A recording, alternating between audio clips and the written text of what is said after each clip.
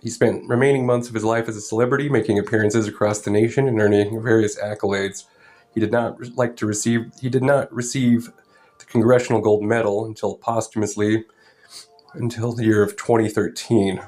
All of the Sioux Nation Code Talkers had received it then. Unfortunately, Clarence had died in 2010.